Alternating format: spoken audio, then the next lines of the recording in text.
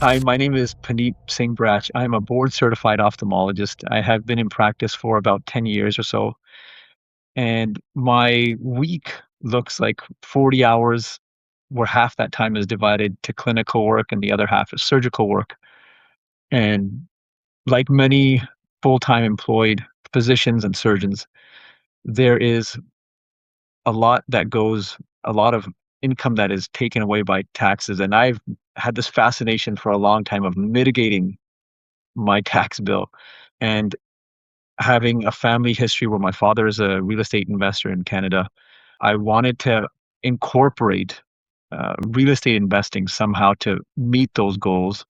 And that's what led me to investigating and kind of allowed me to follow your content, Arda. So what I knew about before I short-term rentals, I knew that it was a more a novel way to do real estate investing. I didn't think that single family long-term home rentals were a viable way to achieve my goals.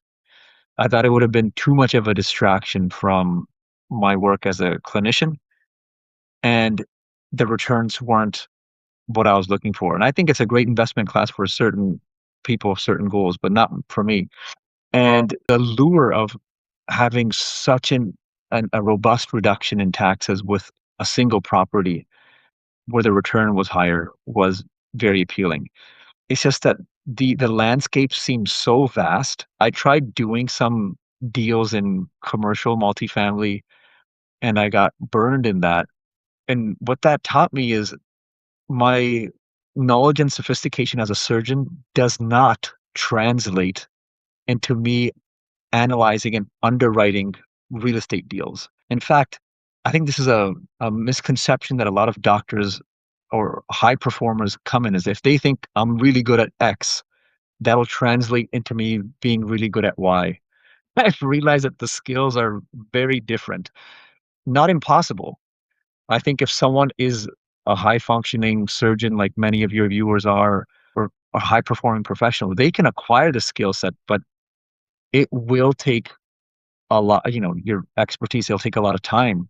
And what I was looking for is almost the way when a doctor goes into training, they have an attending surgeon or a supervising surgeon, someone or like a coach, for someone who doesn't understand that. So you have a coach who has you, so you don't have to reinvent the wheel. You can tap into their experience and knowledge so that it shortcuts a lot of your learning mistakes. The type of questions you were asking, I felt like it was being posed to someone like me directly. The type of problems that you were solving were the problems that I was going through. For context, I'll give you an example. You said that there have been dozens of times where doctors who go into real estate investing made a bad deal and now they have this liability on their hands and now they're kind of knocking at your door saying, "Hey, can you help us out? Like we got ourselves into this bad deal." And I was like, "Oh, that's happened to me before." Like I had to kind of bail out because I didn't know the mechanics of what a bad deal looked like. And even when I was at that juncture, I realized I could probably fail my way to figuring this out, like just do several bad deals and then the pain of it would teach me, or I could, pay down my ignorance debt. That's what this like a mentorship is. So I wouldn't have to go through the bruises and the cuts of making my own mistakes. Not only that, I saw that your approach was so comprehensive. You had specialists who were cost segregation specialists, lenders, designers, a team of people who understand market assessment. But that's layer one. Layer two is you were insistent that whoever would be part of your network of people were also short-term rental investors themselves. So they have skin in the game.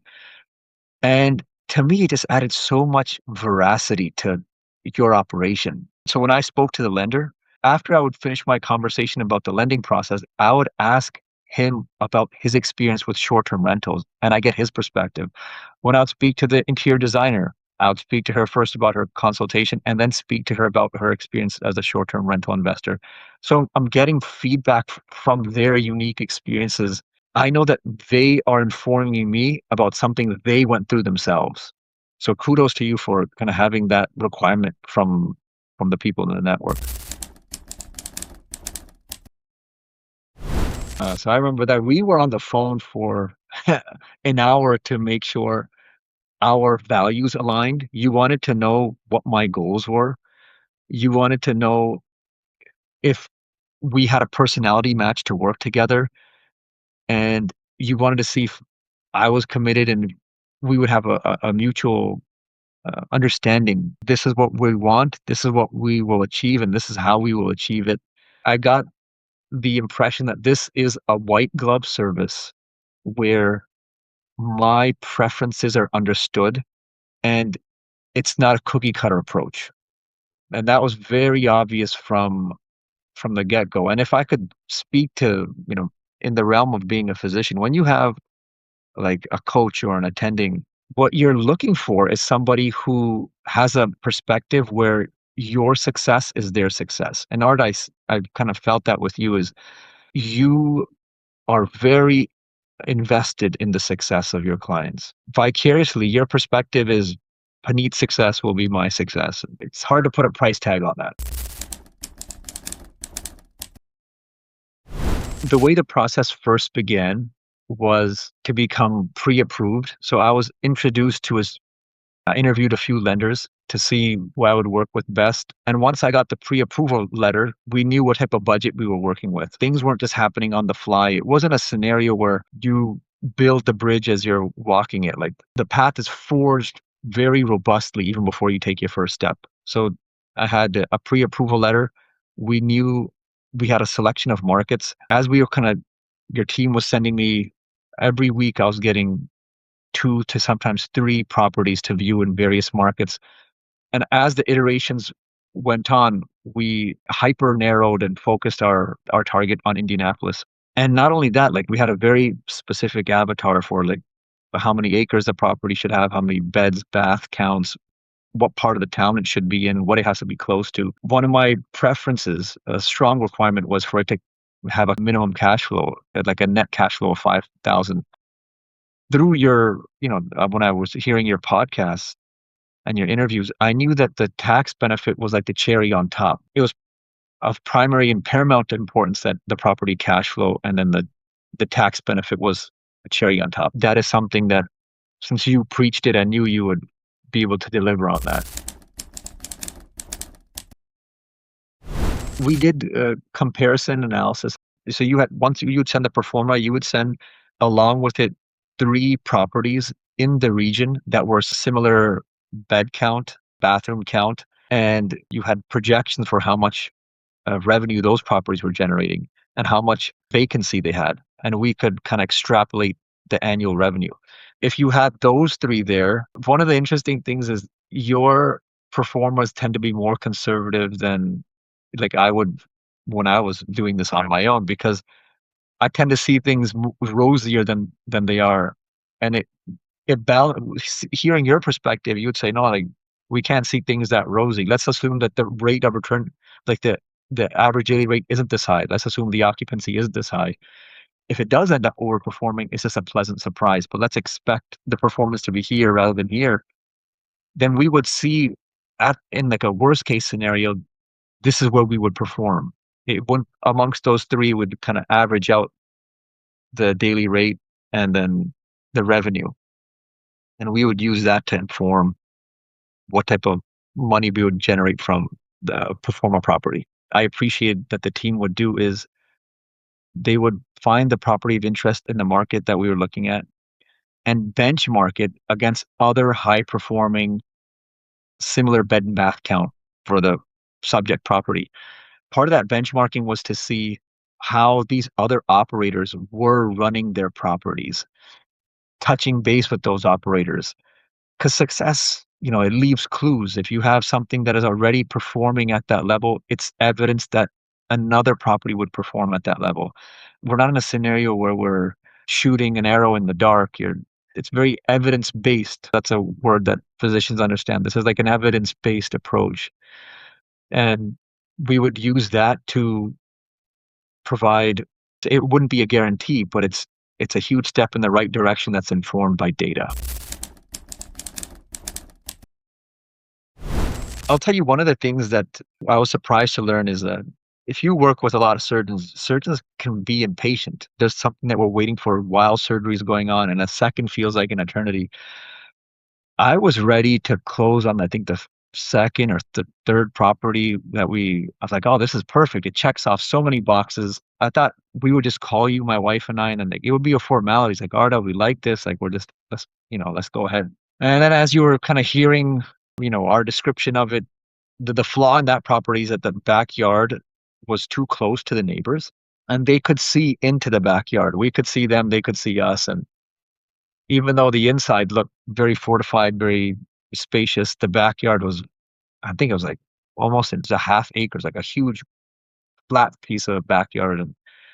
And you're like, this is gonna be a problem. If you have like dozen people who are having a party or this, some people just naturally talk loud. In fact, I think you said, I'm loud. I'm a loud guy. If I'm loud and then the neighbors start complaining about that, he's like, if the neighbors complain enough, like they could sink your permit and then now you have a liability on your hands.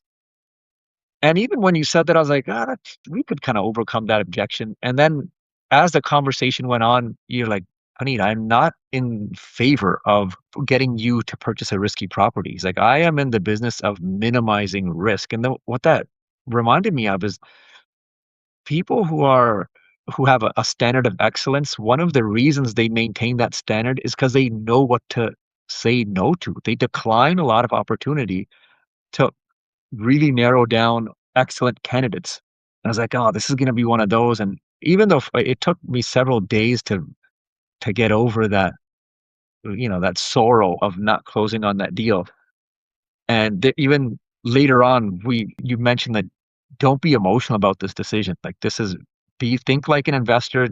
I know he's like even surgeons think emotionally when things don't go their way. That definitely was the case for me. And then even by the time we got to the property that we did say yes to, it didn't have those red flags like the limited backyard space. It was a preparation in how to think like an investor. In the worst case scenario, it would have been we would not have got commanded like a premium price because the whole model with working with you isn't to generate average revenue. It's to generate exceptional revenue. And part of that is having space, amenities, privacy, and creating an experience. We would not have been able to create a premium experience with those properties. And then the one we have now, it has all those potential ingredients to create that premium experience. In the worst case scenario, we would have had loud tenants and we would have lost our short-term rental permit and then I'd have to convert it to a long-term rental or sell it. So the east wall of the home that we were looking at had evidence of water intrusion, and it was in multiple places. The chimney had evidence of it, other elements of the wall. We had a general inspector, a chimney inspector walk through it. So I've never purchased a property where we had like paid inspectors kind of walk through it to minimize our risk. And even after all that, I was, becoming impatient and thinking we've had enough people look at it. Like everyone's saying this is fine. You and the team were saying like, no, we need a structural engineer. Like, it's like if this is a problem that could bite you in the rear, like if there's a rotting wall, a rotting foundation, you could be inheriting $25,000-$30,000 problem, and you're not even aware of it. He's like, get this specific waterproofing specialist there, have them, certify that this is a small problem, and if it is a big problem, address it with the seller now, not later on when nothing can be done about it. Interestingly, even at that point, the realtor is kind of saying like, this is overkill. Like we don't need to do something like this. And I was learning at that point that you have an invested interest that's not just on the sale of any property. You want the sale of the right property for your client. And for me in this situation, it came back that the engineer said this will just be a $3,000 to $5,000 repair. So we could move forward with confidence. And we knew that we weren't getting ourselves into a can of worms. I mean, the cherry on top is that we will be able to minimize our tax bill. Like I think it'll be very achievable for us to attain the 100 material participation hours. And with the renovations that we'll be able to use as write-offs, accelerated depreciation to offset my W-2 income. The savings from that would be able to fund the next deal. So that when we do this on round two, round three, it's kind of like the purchase of one leads to the purchase of the other, and it's just a plug and play model. Everything. It's my perspective that birds of a feather flock together. Like if you are an A player, not only do you want things to happen at a high level, like a high level of competence, but you want them to happen at a high speed. I remember when there were times where you were on vacation, you would still answer the phone. We got on video calls. You were with your daughter. Like you were still getting on phone calls. You were at the airport still getting on phone calls. It's like, wow, this guy, I was telling my wife, this guy's really into it. Like it's an understatement to say he is there for us. And even when you would be on vacation, you would tell, like, I gotta make time for this guy. Like it's crunch time. We gotta it's gonna sink or swim the deal if we don't act now. So the speed is a big deal, to me at least. And I think to a lot of surgeons is we have high expectations. So we have high expectations of the performance and of the speed. And that's what I got with the team. And that means a whole lot. Like to do this on my own, I'm not saying it would have been possible. It would have detracted from other things I like doing. It would have detracted from spending time with kids, working out, reading professional materials, things about eye surgeries. It would have taken away time from that. I got to leverage the skills of people who are great at this, and I get to learn faster too. Who STR Loophole is a good fit for is someone who is a busy professional. Like I'll speak to surgeons because I am one. Surgeons tend to be decisive. They want things done at a very high level and they want things done fast. And you want to work with a team of people who share those values. If that's you and you don't want a slow path to STR success, then I would get in touch with Arda.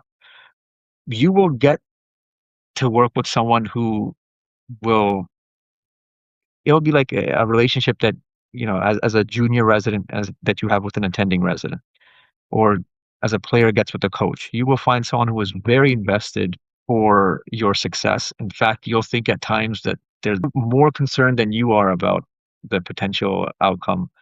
And you'll find somebody who is looking to not only maximize your success, but minimize your risks. That was like an unexpected benefit that we got working together. I was like, oh, he's looking out for landmines. Like I would have just walked and harmed myself with this experience, but you were able to be that, you mitigate the problems. You pay in one of two ways. You either pay through inexperience, you pay with your ignorance, and then you make the mistakes and eventually you learn through them, or you pay your ignorance debt. You get a coach on board and then you save yourself headache. And you also will learn how many more moving parts there are to this than you originally expected. And that's what I didn't realize how many moving parts there were. I would 100%, I would endorse that. I'd do it again. In fact, even when I started watching your content within a month, I was like, oh, I'm going to work with this guy. I just don't know when. And I'm glad that we did when we did.